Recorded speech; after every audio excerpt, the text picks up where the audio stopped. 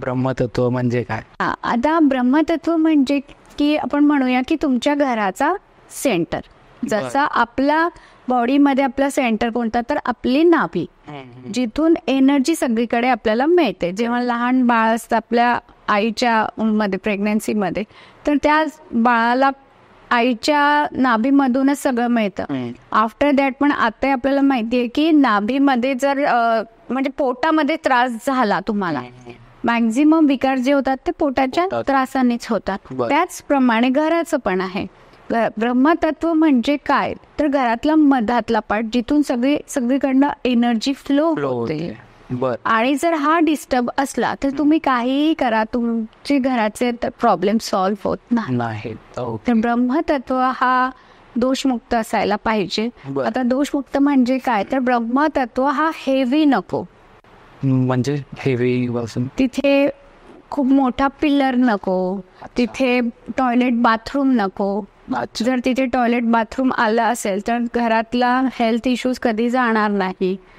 चुटपुट जे म्हणतो आपण, छोटे की सारखं डॉक्टरकडे जातच असतो आम्ही. आपला जो साधा जो जेनरिक डॉक्टर आहे, आज आई गेली, उद्या बाबा गेला, परवा मुलगी गेली, काय तर म्हणे आज पोटच दुखत होतं, उद्या डोकंच दुखत होतं. म्हणजे असं खूप मोठा त्रास नाही, पण छोटे सारखं चालूच राहणार आहे. ओके. तर हे ब्रह्मतत्वात जर वॉश बेसिन पण आला आहे किंवा बाथरूम आलेला आहे किंवा तुम्ही न कळत तिथे एखादं स्टोरेज रूम बनवून टाकलेला असेल, तर मग तुम्हाला हा त्रास येणारच. बर.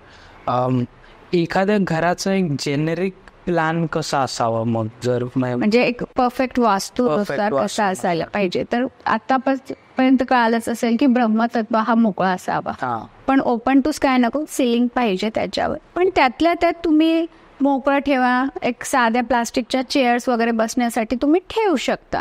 कारण जर घर छोटं असलं, आपला फ्लॅट सिस्टम आहे आणि घर छोटे, तर इट्स नॉट पॉसिबल की टोटली रिकामं ठेवायचं. पण तुम्ही बंगलो बांधता आहात, तर मी एक म्हणेल की मग तो रिकामा ठेवा, कधीतरी यूज करा. त्याच्यानंतर नॉर्थ ईस्टला तुमचं देवघर असू द्या, नॉर्थची एंट्री असू द्या किंवा ईस्टची एंट्री असू द्या, ते बेस्ट आहे. जर नॉर्थची एंट्री तुम्ही करता आहात तर ईस्टमध्ये जर एक ग्रीन तुम्ही काहीतरी प्लांट्स वगैरे लावा. त्याच्यानंतर किचन जो आहे तो तुमचा तुम्ही आग्नेयला म्हणजे साऊथ ईस्टला येऊ द्या. घरात बिझनेसवाले आहेत किंवा जॉबवाले ज्यांना गेन्स पाहिजे आहेत, त्यांचा बेडरूम वेस्टला येऊ द्या. घरचे जे मोठे आहेत, करता धरता म्हणूया म्हटल्यावर, किंवा घरचा जो मेन असतो, तर त्यांचा जो आहे बेडरूम तो साऊथ वेस्टला येऊ द्या. लहान मुलांचा बेडरूम वेस्ट ऑफ साऊथ वेस्टला ठेवा. कारण ते एज्युकेशनची झोन आहे, त्यांनी तिथे एज्युकेशन त्यांच्यासाठी, अभ्यासासाठी ते चांगलं असणार आहे. टॉयलेट बाथरूम मी म्हटल्याप्रमाणे साऊथ ऑफ साऊथ वेस्ट आणि वेस्ट ऑफ नॉर्थ वेस्टला असायला पाहिजे. म्हणजे हे एक बेसिक आहे की असं असायला पाहिजे, घर असायला पाहिजे.